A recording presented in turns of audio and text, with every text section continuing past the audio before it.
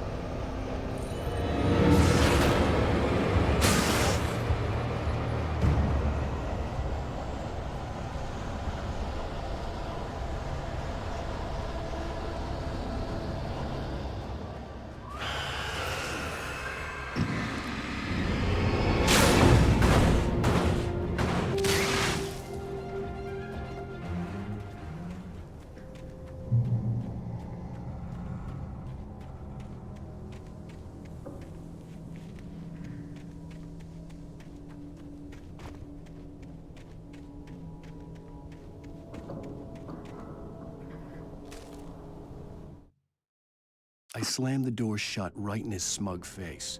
He pleaded for me to open the door. True to form, the asshole actually thought I would obey. I had no sympathy left, no guilt either, not for him. I took a moment to savor the scream. I bet I had a smile on my face. It was all that I had time for. The dark presence was inside the lodge with me.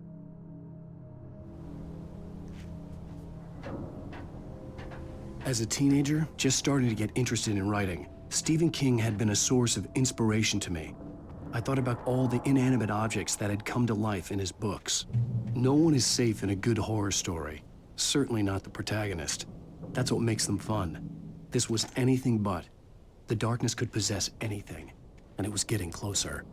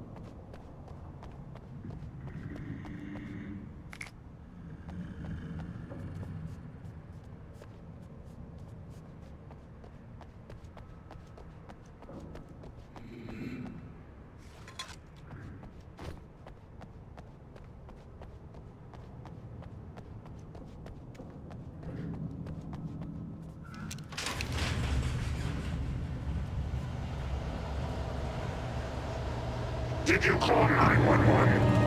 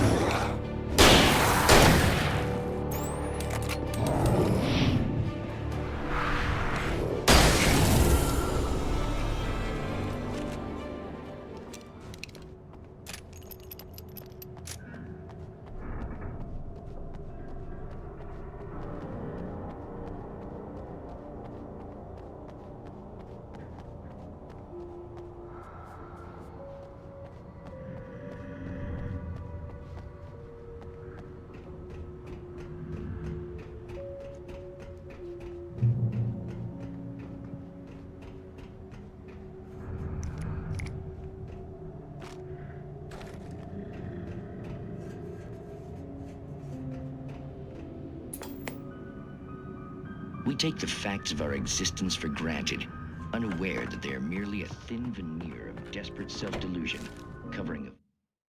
The darkness surged towards me, sucking everything loose from the ground into its depths, tugging at my clothes. I saw the flare the kidnapper had dropped and threw myself towards it just as I felt my feet leave the ground. The darkness embraced me with the force of a tornado. Somehow I managed to light the flare. The darkness roared and cast me away. I fell toward the dark waters of the lake far below. Vast cosmos of madness and horror. All too often the stars are right. In Night Springs.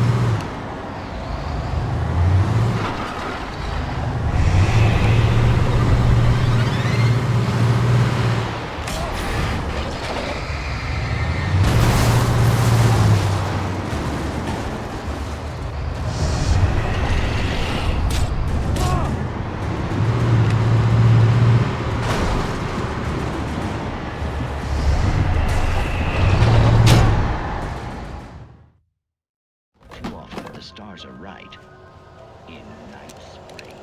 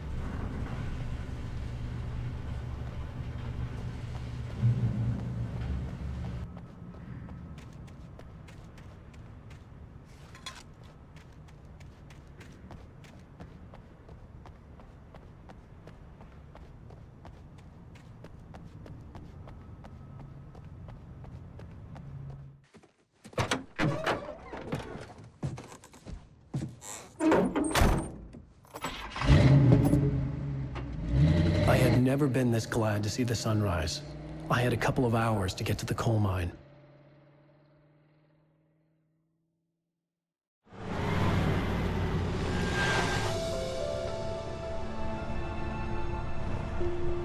The coal mine wasn't far now.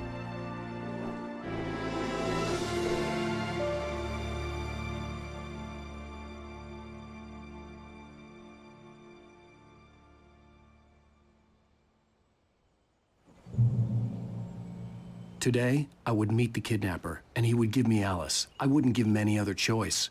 A drowning man will clutch at a straw.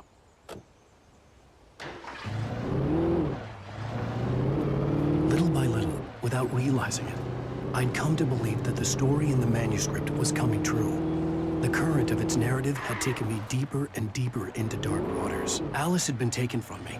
Barry was probably in jail. I was a fugitive from the FBI. The whole world taken over by the dark presence was trying to destroy me. It all felt real, but it matched a textbook case of insanity.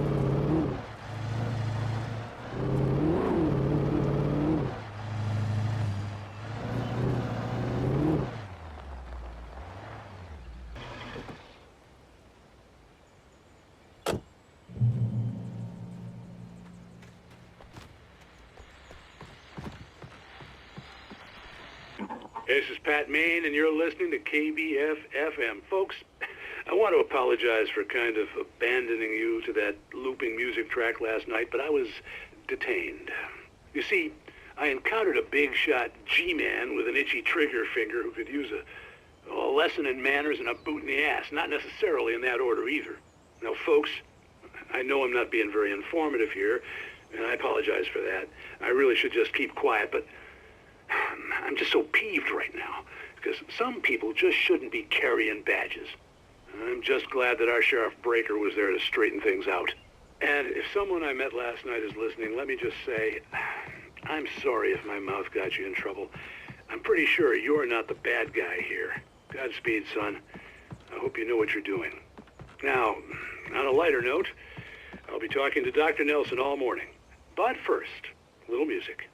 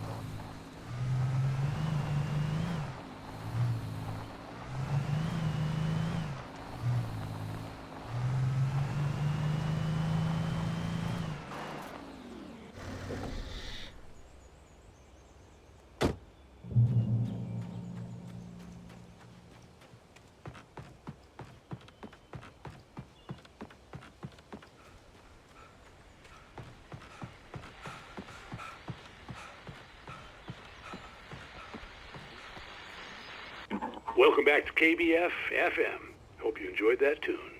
Now, Doc, you were talking about life and finding that special someone, that soulmate. Well, you were talking about that.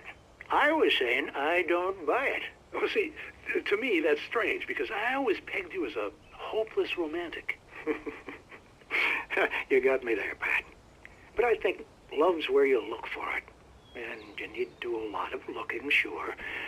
But the idea that there's that one special person out there for you, and if you miss that chance, it's gone forever and you're forever incomplete. I mean, isn't that depressing? Or, heck, childish even? Hey, there's plenty of fish in the sea. And apparently a fisherman has a fishing analogy for everything. But what you're saying, isn't that a little harsh? Well, no. What I am saying is that your potential for finding that connection isn't limited to what's essentially a chance encounter. How is that harsh? Yeah, well, I guess that's a nice thought, but let me say something personal here. Okay. Now, well, I don't disagree with you exactly, but I can't really fit that together with what I feel, what I felt for someone, because she was the one. She was. And I let her drift away from me. Maybe I didn't put in the work, I don't know, but, well, since then, and it was a long time ago, but since then, there hasn't been anyone, not like her. And I'm not saying I dwell on her or haven't moved on. I like my life. I'm not living in the past, but I do miss the way she completed me. You can't argue with the heart, Pat. I'm sorry, folks. I had kind of a scary experience last night, and let's just say it's shaken a few things loose.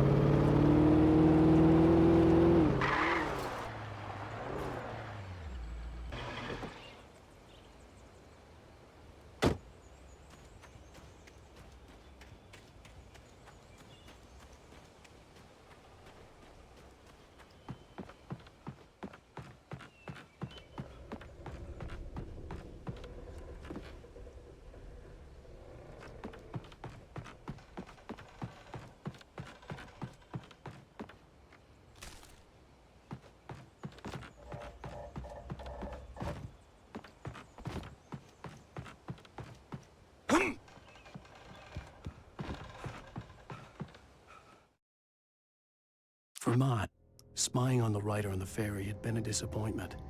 His boss had made Wake out to be something special, but Mott hadn't been impressed. He'd gotten a good long look at the wife, though, and he liked what he saw.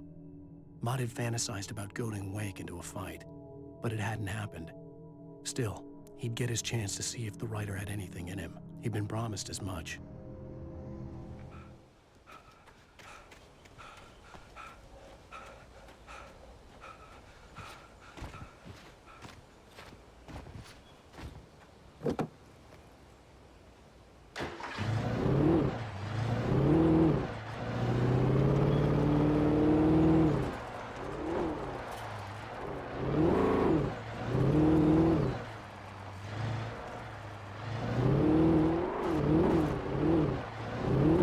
I was early. I was supposed to meet the kidnapper at noon in the main building. The coal mine was quiet. It was a museum now.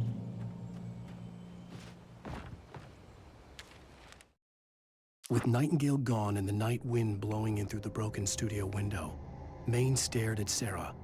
The sheriff looked away. Maine's voice shook with barely controlled anger. That boy's doing more drinking than thinking. I hope you know what you're doing, Sarah. He's got a sickness in his eyes. You take my word for it. He wants Wake for a reason, and it's not for anything good.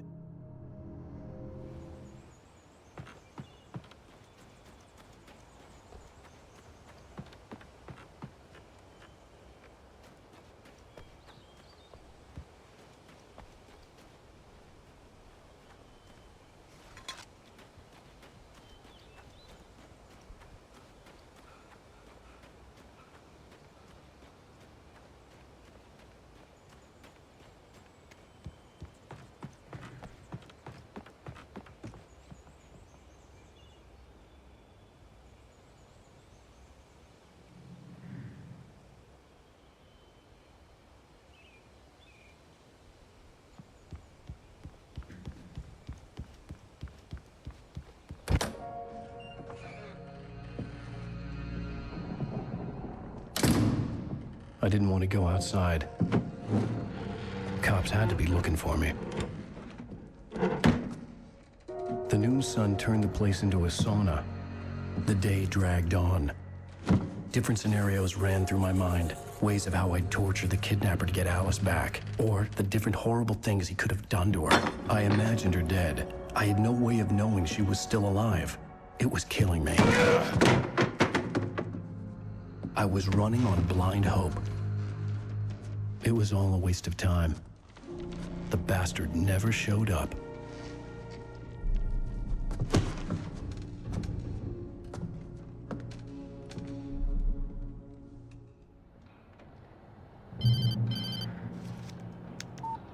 Where the hell are you? Change of plans. You know where Mirror Peak is? It's a big mountain north of where you are. You follow the path from the mine, you can't miss it. There's a lookout point there. I'll be waiting. I'm through being jerked around by You you. want to see your wife alive? Because if you do, you better watch what you say to me. Do we understand each other? I want to talk to Alice. Yeah, and I want the manuscript. Don't keep me waiting, Wake. Hello? Hello! Ah! I'm gonna kill him! I had to get to Mirror Peak.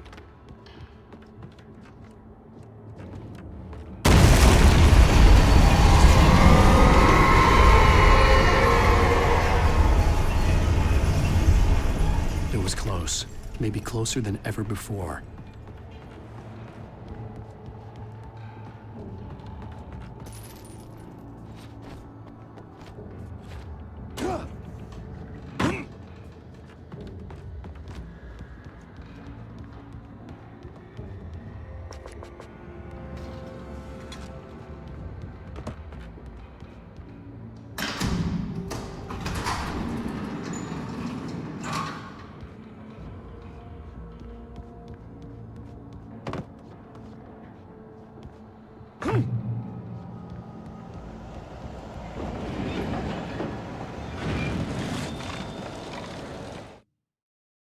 When Thomas Zane fell for Barbara Jagger, it happened fast. She was young, vibrant, and beautiful, full of life.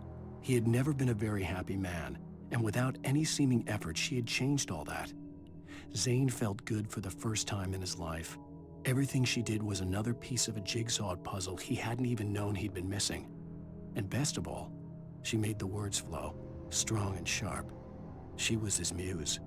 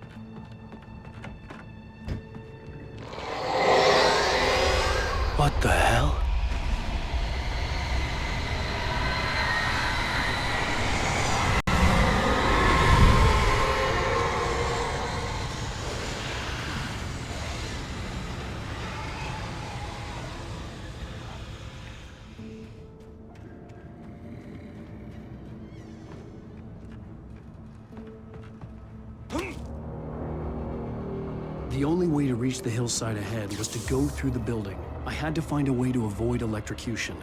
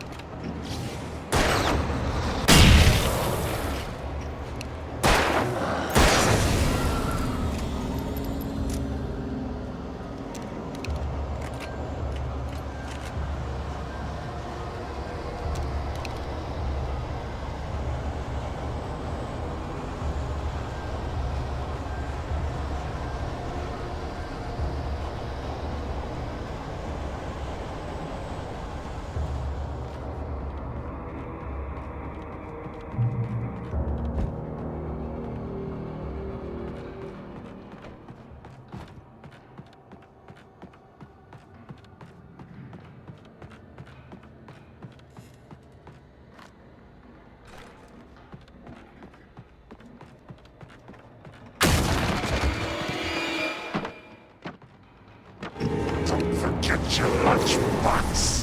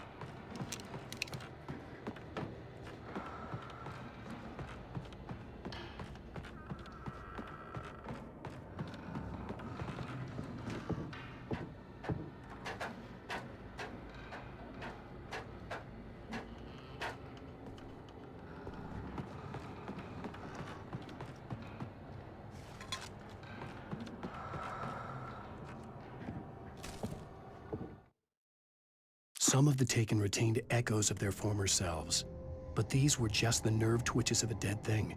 Nothing remained but a shell covered and filled with darkness. In most cases, these puppets were enough for the purposes of the dark presence. But for anything more elaborate, as with the writer, it was different. It needed his mind. And so rather than taking him over completely, it merely touched him.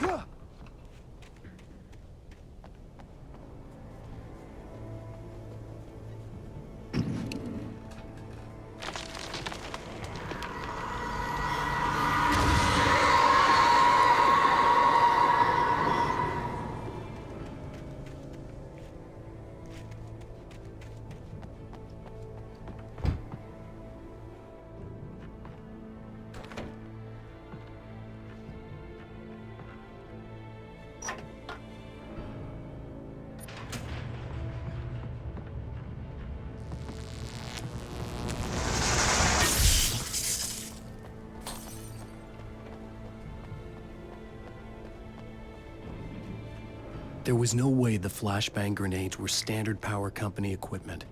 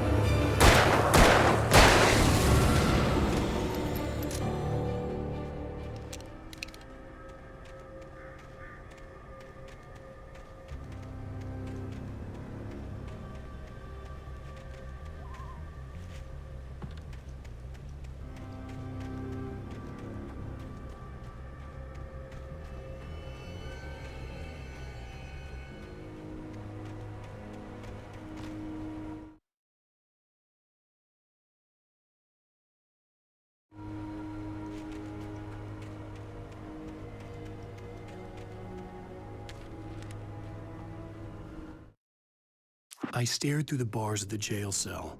Barry stood behind me, swaying on his feet, looking as ill as I felt. Agent Nightingale stood on the other side of the bars with Sheriff Breaker. Nightingale had a stack of manuscript pages in his hand. He seemed unhinged as he gloated. Well, I've got you now, Raymond Chandler. It's all here. All the evidence, including conspiracy to murder a federal agent.